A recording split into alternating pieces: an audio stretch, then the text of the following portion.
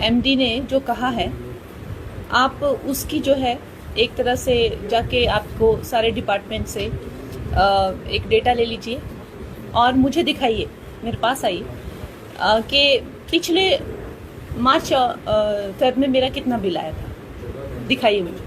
अगर 5,500 रुपया मेरा बिल आया था पिछले साल, इस महीने मेरा बिल जो है, चलो वो कहते हैं कि 20,000 रुपये पहले के भी थे, तो 70,000 रुपया के मैंने वहाँ पे कोई फैक्ट्री लगाई क्या? मैंने वहाँ पे कोई एक्सटेंशन की क्या? एक भी एसी मैंने वहाँ पे लगवाया नया?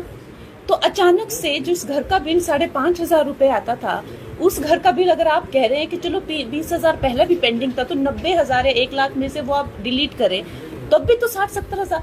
आप बताइए, आप अपने सही दिमाग से अगर सोचें तो क्या ये स्वाभाविक है किसी घर का बिल आना लाखों में? आप देखिए, आप किसी सत्ता पक्ष विपक्ष से इस तरह की बातें ना फैलाएं कि कल को सबका ही जीना यहाँ मुश्किल हो जाए। मैंने कभी दिया ही नहीं लाखों में बिल, ये अभी मेरे साथ हो रहा है। पिछले 4-5 महीनों में इन्होंने ये शुरुआत की है, उससे पहले कभी हुआ ही नहीं ऐसा।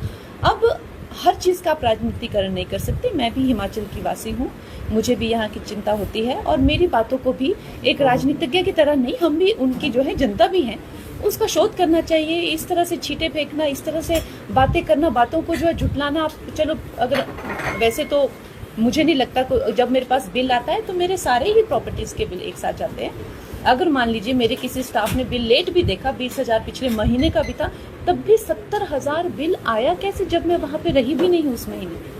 तो ये बातें हैं। खैर, मैं बहुत ज़्यादा इन पे इतना चर्चा नहीं करना चाहती, लेकिन किसी को झूठा ठहराना, उसकी समस्याओं को, उसकी जो उसके साथ अन्याय हो उसको ट्रिविलाइज करना, ये उनको शोभा नहीं देता, खासकर जब वो सत्ता में है। और जो बिजली विभाग के भी कर्मचारी हैं, उन्हें भी ये बातें शोभा नहीं देती।